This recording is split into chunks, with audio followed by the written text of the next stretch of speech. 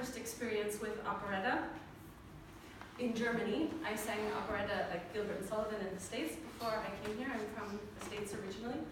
But my first professional job was Adele in Fledermaus, and I was jumping into a revival production, and it was in the former eastern part of Germany. So none of my colleagues spoke English, and at that point I did not speak any German. And so I was given the assignment to learn the role of Adele, who also has a lot of dialogue. And I didn't speak any German, but I studied like crazy, and I was very nervous. We had 3 days of rehearsal, and everybody else knew what they were doing. I was the only person who had no clue. They gave me a video to watch, which was really grainy and pixelated, so I could like kind of see the person.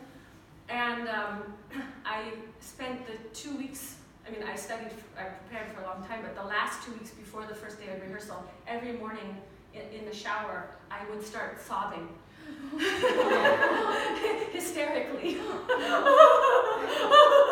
Why did I say yes?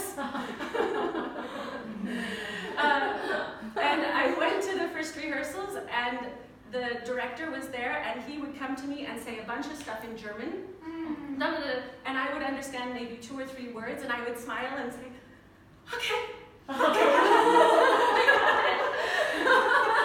And my colleagues would push me back and forth on the stage, and I kind of made it work, and I guess it was good enough, because after that they offered me a full-time fest contract at the theater, so I wasn't so bad. But that was my first experience with operetta. It was terrifying, and I had no clue what I was doing.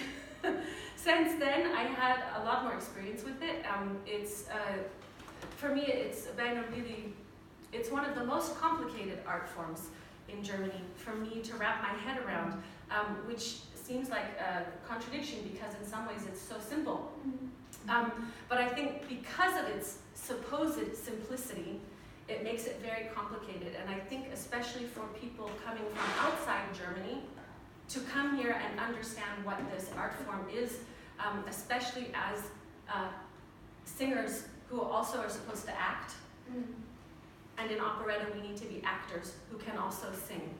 So I want to try to help you a little bit through my experience, through what I've learned about operetta, what I understand about operetta at this point, to try to give you a framework. There's no definitive answers, because operetta is a really flexible art form, and it was meant to be that way. So there's no black and white, but I hope I can give you a kind of in German we would say a Rüstung, which is like a structure, some sort of framework to start hanging ideas on, and that it will give you something a structure to start with as you begin then to work more and more with operetta. So you can say, oh, that goes here, okay, that goes here. Yeah? So enough to that. Operetta in Germany, I think, is a complicated theme, because operetta itself is complicated. We say the term operetta as if there was one thing which is operetta, but there isn't. Operetta is many different things, and maybe I'm repeating some stuff from what you said yesterday. That's why I'm laughing, because okay. It's great. Okay. So excuse me if it's stuff you've already heard, but maybe hearing it a second time from a second source makes it even that much more believable. You say so. I believe anything he says. Yeah, obviously. He's a really, questionable character. Yeah.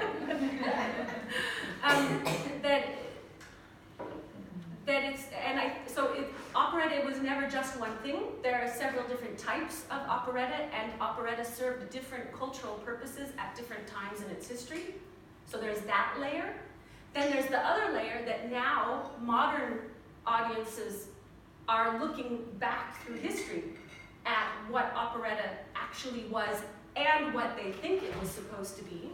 And then on top of that, you get directors who come and they either understand or don't understand those traditions. You can't always assume that the director understands everything, unfortunately. And that they are either consciously or unconsciously trying to support or subvert any one of those layers as you're looking back through history. So I think part of what makes operetta even more complicated is all of these layers upon layers and layers, and part of our job then as performers is to try to sift through all of these layers to come down to, okay, but what am I supposed to do? Yeah? Today I want to emphasize, and in the coming days, I want to emphasize two things with you. Text and context. That's basically what our work is going to come down to. The first and most fundamental thing about singing operetta in German is text. Yeah? It's not about, yeah, okay, if you're singing Vilja, then we want to hear some beautiful sounds, but pretty much it's about text. You're going to have dialogues. You're going to have a lot of duets and things where they need to understand what you're saying. There is I love living in Germany, it's my home, but there are latent and overt racist tendencies in this country.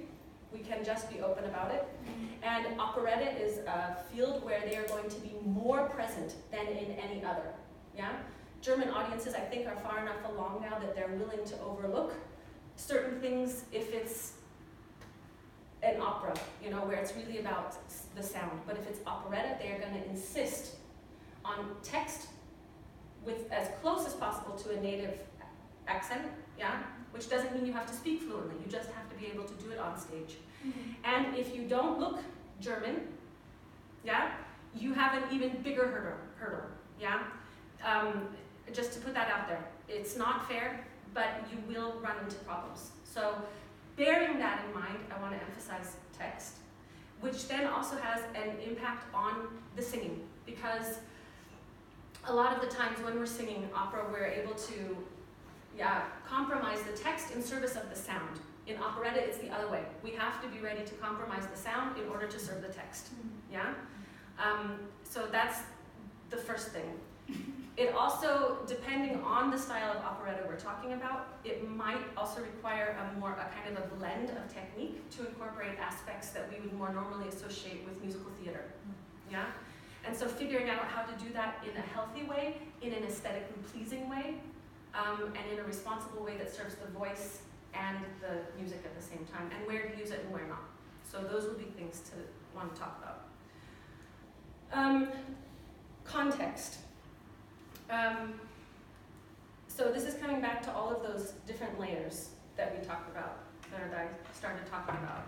I think a lot of times you can take, if you're singing Puccini or you're singing Verdi, you can just take what's given to you on the page, and you can just rely on that. You can just do an interpretation there and assume that your extra context is helpful, but it's not necessary.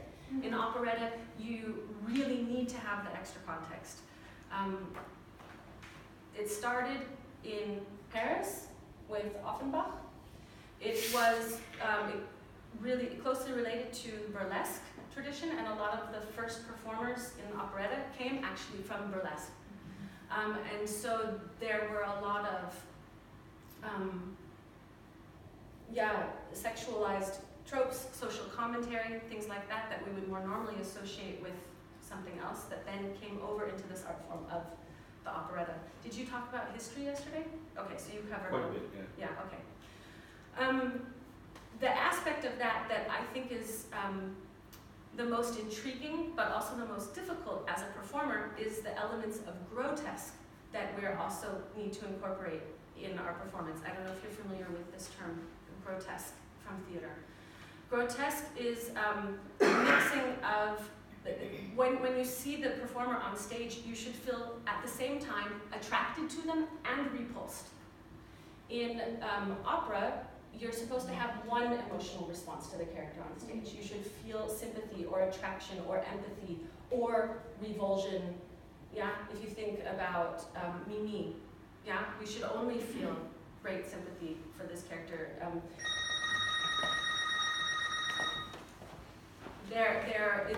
It's a clear, one-dimensional response expected from the audience. But in operetta, there's supposed to be a conflict that's aroused in the audience. So looking to find ways in each of the characters that you're studying and preparing, what are the aspects that are noble, what are the aspects that should induce sympathy or empathy from the audience, and what are the aspects where that's not there, how can I bring those out? I think a lot of times as singers we want to emphasize the positive, and trying to inhabit that balance between having both of those aspects be present in our performance can be really challenging. Having said that, the characters are often, instead of having like a three-dimensional character, we're not trying to create full human beings here. I would compare them to like a cutout. You know, these Schattenschnitt, like if you have black paper and you cut out a profile of a person, and then you put it on a white background. We're not creating portraits. We're not making delicate portraits. We're making a silhouette profile picture, and it needs to have this really strong contrast effect, and it can be very clearly delineated. So how to find ways to have the character be two-dimensional without being flat. Yeah? Sounds like an oxymoron. Yeah, it sounds like an oxymoron, and it should be, but I think it is possible and to find ways to keep the characters interesting, to create depth without losing that idea of creating a silhouette, of creating a pantomime figure, almost, yeah? Those were the beginnings of operetta, and then as it grew and went through the so-called golden age in Vienna and then this silver age in Vienna, it became more and more accepted by the culture, yeah? So then we move into a period of kind of pseudo-respectability and nostalgia, looking back, and that really changes the musical style and the way we portray the characters. Do you have a question?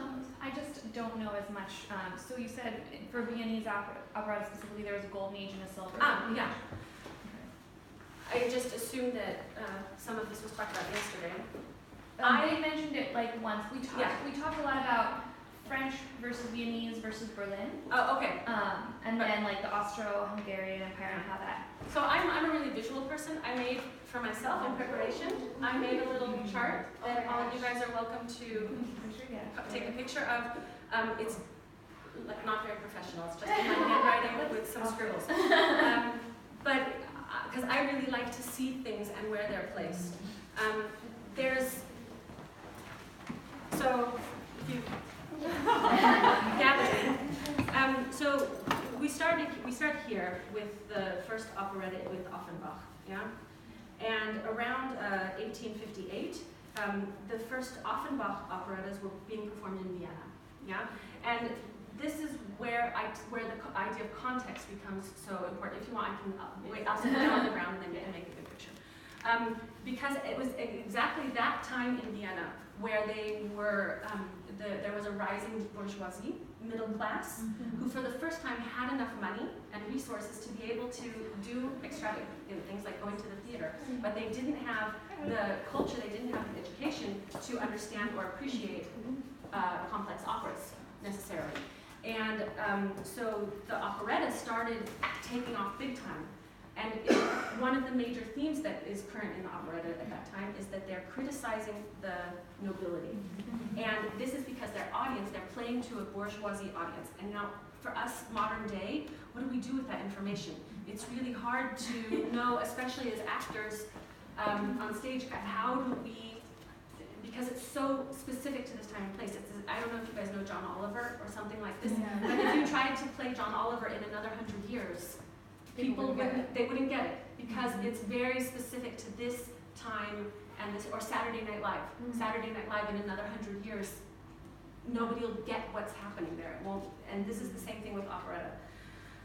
And this is where we come to the layers, because then you're going to have a director who wants to draw on that tradition and another director who's going to say, I don't give rat's ass about it, we're going to make our completely own thing. Yeah. So, but to understand. This is the important thing is that when you go into your first rehearsals to understand or when you're developing a character to portray in an audition, which is where most of you are at this point, to be able to make intelligent, informed choices about where you want to support the tradition and where you want to break with it. First of all, you have to know what the tradition is. Yeah. Okay. So 1858. What did I say? 1858. 1858. 1885. Upside down. 1858. Sorry. 1858. The first French operettas were coming to Vienna, And they then took this tradition with the added emphasis of commentary on the nobility for the rising middle class, and they created what's called the golden age of operetta, which is in here. And this was in Vienna specifically? This was specifically in Vienna. Yeah, yeah. When we talk about this golden age, there was the French kept doing their own thing. It started dying out around 1870. Yeah. But the one in Vienna went, at the same time there was also, the city was being reconstructed in Vienna so that people who lived on the outskirts had greater mobility and they could come into downtown to see more theater performances. So they had more financial mobility, they had more physical mobility, and suddenly they built 3 new theaters that were just focused on operetta in Vienna, and it was the thing to do. It was the thing to go and see and experience, and this is where it really exploded.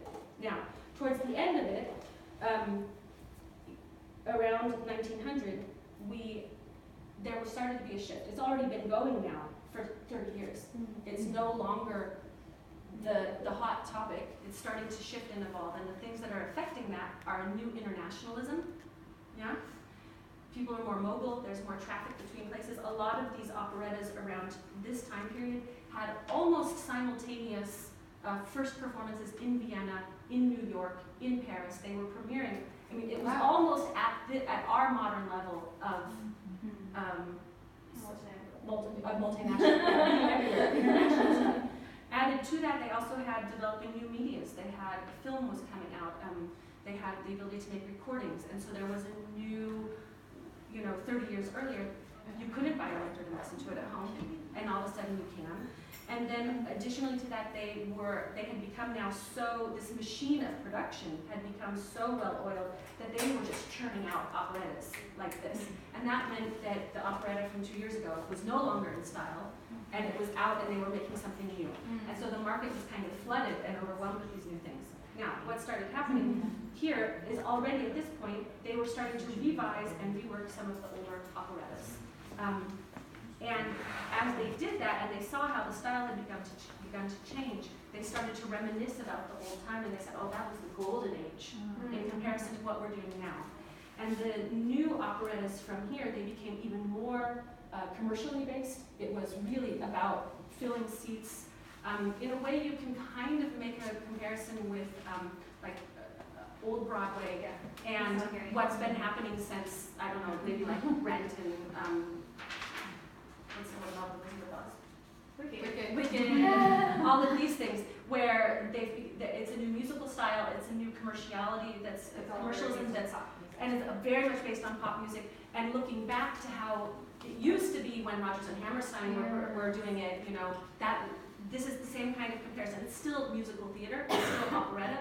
It's so funny to hear that happening then, because what I always think about with musical theater also is when Rodgers and Hammerstein were composing, that was also the popular music. Yeah. It's all about what nostalgia does to your perception. Exactly. Yeah, that was the music of the day, and this was the music of the time, and so it kept evolving. So then we have the silver age of operetta here, and what I think is especially interesting is that then towards the end, going out the end of the silver age, you have these late composers here, Saryniewicz, Landeslechens, Juditha, Venus and Zaida, these late ones here that now are outside of the heyday, and now they're retrospective, now they're nostalgic. And so I was so fascinated as I was looking at Venus and Zaida because there's so many layers, the idioms and the tropes, that here you get individually. Here, he's layering them on top of each other. Like, oh, let's add this, and let's add this, and let's add this, and this, and this. Because there's this total, like, oh, what was it like back then? Oh, it used to be like this. And you get it here really heavy. And then, in contrast to that, at the same time, you have the Berliner Operetta, which is going the other way and saying, we don't want to be looking back, we want to be doing something new. And so they're using all of the new jazz rhythms out from America and the syncopated and the new dance hall styles. They're not looking back to the waltz, which is already at this point, 100 years old. They're looking to the foxtrot and tango and new dances. And so those are both happening simultaneously. All operetta, but completely different. And this is why I say it's so important to think about the context, to know if I'm singing a Viennese waltz from this time period, I am going to make different choices about how to sing it than if I'm singing a Viennese waltz from this point in time, because it's being written in a different context. And to be able to understand that and make informed choices as a singer is going to send huge messages, especially when you're coming with the minus of being Ausländer. Yeah? To show that you can come in and you say, yeah, okay, I'm not a native German, but I understand your tradition. I know where I fit in it, and I can understand it, and I can make informed choices and play with it. So you guys can make a picture of this. I would encourage each of you to think about where your repertoire that you have brought with you fits. And then to also think, do I want to represent different styles in my repertoire? This is a great way to think, okay, if I'm picking everything, if all of my examples are coming from this area of operetta, I haven't learned operetta. I've learned one little tiny of it. So to think about maybe picking one from here, one from here, one from here, one from here, you're not necessarily going to offer them all at the same time, but to know that you understand where you're coming from. So for the next course. I'm not sure if I have this already, so that's I already thought, okay, next time I know it. Yeah, but you can take pictures of this. Yeah. This is so you guys can take this home and study. And I didn't put everything on here. I just put the shows that you guys brought music from, so that we could see how they are in relationship to each other. Of course, there's a lot more shows. Yeah, and I only put the major composers on to just give a framework. To start somewhere. To start somewhere. This is I need this kind of thing to be like, oh, what is operetta? Okay, now layers and layers and layers. I'm going to give you the next layer. Yeah, maybe we just bring this. So you don't, because I also have a chart. I love charts. Okay. So maybe bring the chairs in a little closer. So the other thing that sets operetta apart. Oh, this is good. I like it. You can all just sit on the floor. The other big distinguishing factor with operetta as compared to opera is that like 99% of the musical forms are based out of popular music, whatever the popular music was of the time. Yeah, we're singing waltzes, we're singing couplets, we're singing charlash, we're singing foxtrot, we're singing tango later on. Yeah, this is music that came out of dance halls. This is music that came from what the people were doing. It's been refined, it's been made artistic. And I wanted to show you a video I found online just because to me, let me go get my device and I show you, sorry, I just sat down and then I...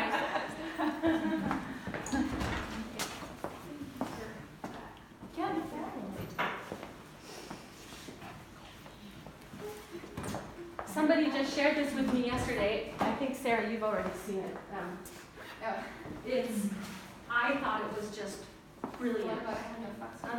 Yeah.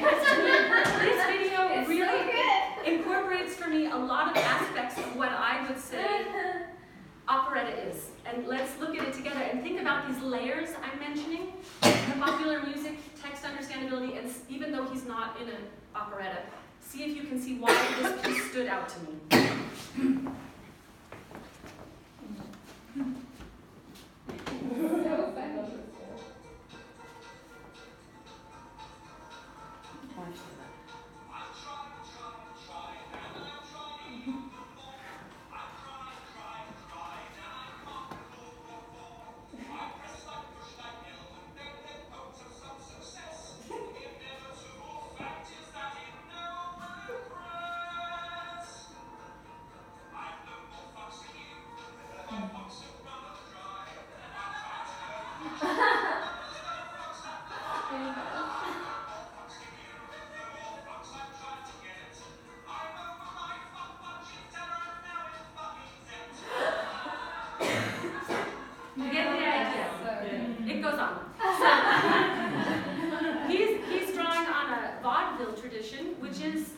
Somehow related to operetta. It's not an operetta, but what can you guys see some elements there that jump out to you about why I saw this and was immediately like, I have to show this in the operetta workshop? What do you see? You're right, it's the context. He's like, and he's got like this old school beard and this older kind of thing. So you think, okay, I'm in an older context, but then he's like strumming, and that's kind of like later than what he's doing, and then he goes full contemporary because that is a With the text is all super contemporary. Yeah. When you hear the song, you're like, oh, it's gonna be like a American folk song about like whatever. And I have no fucks to give, and be like, wait, what? It's like, oh, no, I have to pay attention. Yeah, and he's performing in a suit store, which is not a traditional performing place, but is a suit store an expensive location or a cheap location? No, the suits are going to be expensive. Suits are really pricey. So he's in an exclusive location, playing to a clientele that has money, but not an educated clientele that's going to a theater somewhere. It's somewhere else. He's taken it out of context. He himself is referencing older time period. Let's talk about the musical form. Is this high art music that we're talking about here? No. It's very simple. Text understandability. It's about communication. And the final layer that spoke out to me is that what he's talking about, this mentality, I have no more fucks to give and I'm in fucking debt.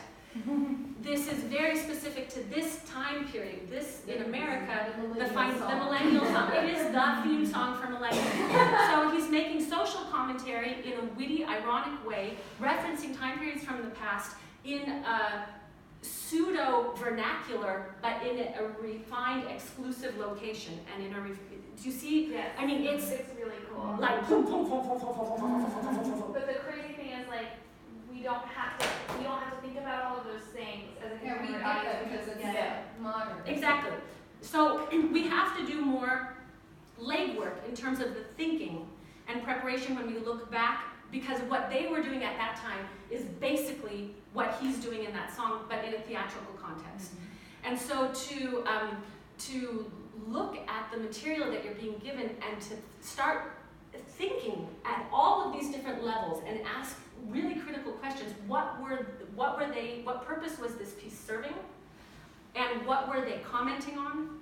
And how can I, acknowledging that tradition, make it modern? It's funny because these are all things you're supposed to do with opera also, but since opera is about the music, you can get away with not doing the legwork. Sure. Yeah. You can get away with just singing beautiful music in opera, and people are often really happy with it. And in operetta, you can't. You can't. In operetta, you have the additional problem that really, quite honestly, and it pains me to say this, but it is true, you very, very often get stage directors who don't know what they're doing. You really don't. And hopefully you get directors who do know what they're doing, but it's not a guarantee. And you get, I think that the situation right now in Germany, as I perceive it, is that you get a lot of people who are still stuck in sort of this old tradition of operetta, and they're trying somehow to take what was working and make it a little modern with more sequins, more shiny stuff. But they're still in this old mentality. Then you have new people coming from musical theater. There's a lot of crossover from directors who have only done musical theater, and they're being asked now to do operetta, and they're trying to bring their experience for what works in musical theater and apply it to operetta, which... And I imagine in some ways that's useful because musical theater directors and performers are taught text first in the same way, but they're not taught the historical stuff so much. Yeah. And I think I love to see the things that come out of it, but to try to just see operetta to reinterpret as an old kind of musical, like it's actually a musical, is also not 100% correct either. If you, however, try to perform it isn't somehow true and authentic to the way it was originally, whatever that means, modern audiences won't understand that. It's taken out of context. It's like Saturday Night Live in 100 years. That doesn't work either. Yeah. So I would say that Germany's, or the German language realm, their own relationship to operetta is in flux right now. And you could sing for 10 different directors and they will all be expecting something different from you. Yeah? So your job is to come in as much as an informed and neutral palette to show that you can do the text and that you understand the context enough that you can be flexible to somehow then serve what it is that they're looking for. So what I also did in addition to this other chart, here when I hand it out. And the chart. Next time we need a poster board one. Yeah, it's a little small. I realize realized after I got started I needed a bigger piece of paper. Is that there's really clear musical forms that are used again and again. You're going to find additional ones. I didn't put every single type of musical form on here. I just wanted to give an initial framework. But what I did is I changed it. I sorted it by time period and then by the type of form. So the couplet, do you all know what a couplet is? I forget. Okay. I mean, I know the pieces that are called couplets. Yeah, it's where it's the closest to, I would say it's the closest to like a modern pop song in a way, in that you have a verse and a chorus that then repeats. Got it. And you have each time then the different chorus on the text in the verses, and then each time the chorus that repeats. So, Mein Herr Marquis is a couplet. Yeah, Vilja is a couplet. Yeah, this comes absolutely out of the French tradition. Whenever you have a couplet, you know that's where it came from. We don't have anything in this column because nobody is singing any French music, but for example, Olympia's aria is also couplet. Yeah. So then we have a Wiener waltz, which is different than a slow waltz, which is also different than a Boston waltz. And you'll see all three notations in the music. Does anybody know the difference between a Wiener waltz and a Boston waltz? What's a Boston waltz? What's a Boston waltz? Yes. The English waltz or Boston waltz?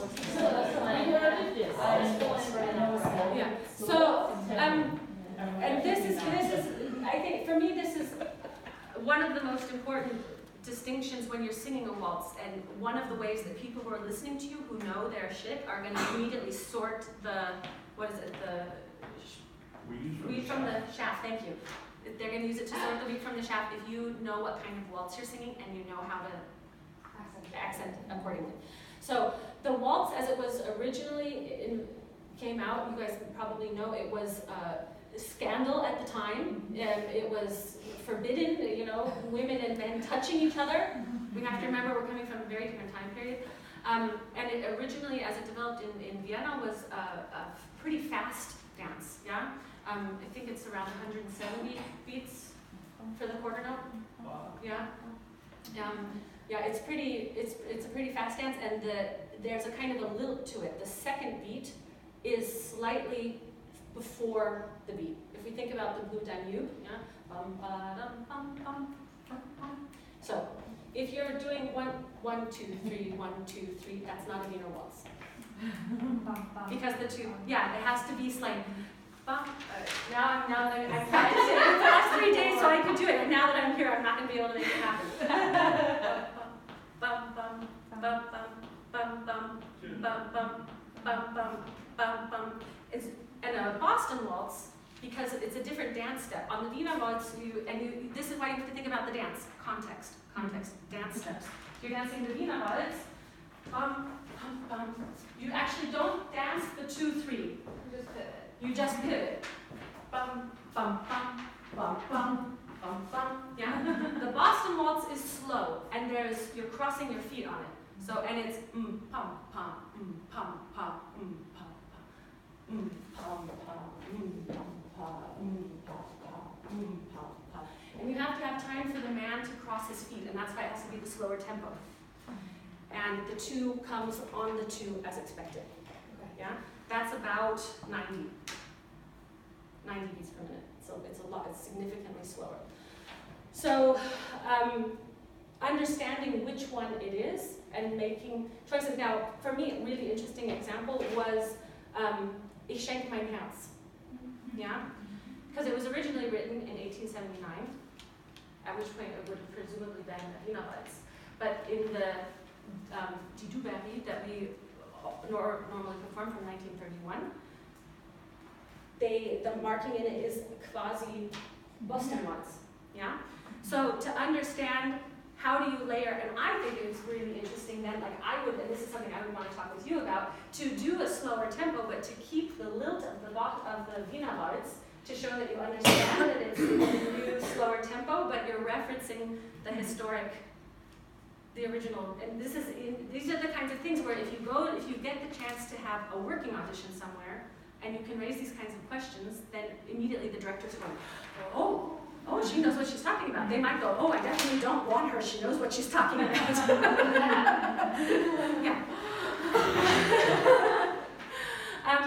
So again, I would point out, like, almost the vast majority of the repertoire that you guys are presenting this time comes from the silver era, yeah, of the thing, and most of them are falling in some sort of childish waltz thing. This is a really, I mean, when you look at all the other fields that could be filled for repertoire, everything is coming really from one specific clump.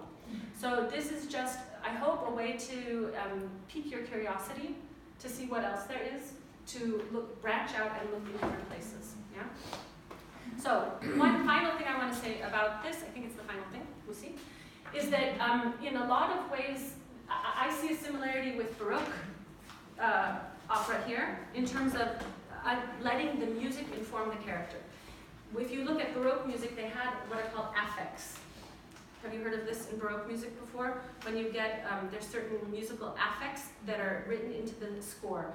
If it's a martial, you know, like bum bum ba-dum ba-dum ba-dum bum ba-dum bum ba-dum ba-dum ba-dum, then you know it's military. That tells you how to present yourself as a character.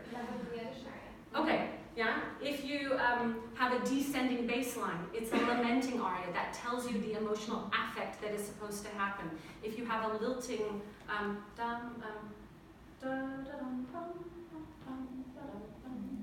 that's telling you a romantic, youthful character. It's the same way here. And this is again where it's important for context. If you just pick an aria out of a collection, you don't have the context. But if you go back and look in the score and see what is this character's first appearance, if her very first entrance on stage is a chaldash, which is a form that comes from Hungary, that tells you this is a fiery character who's and she's got. So that's going to tell you already how to present her. If her very first aria is a Wiener Waltz, that's telling you something about who she is. She's going to be softer, she's going to be romantic, she's very sensual, there's a lot more, she's a softer figure.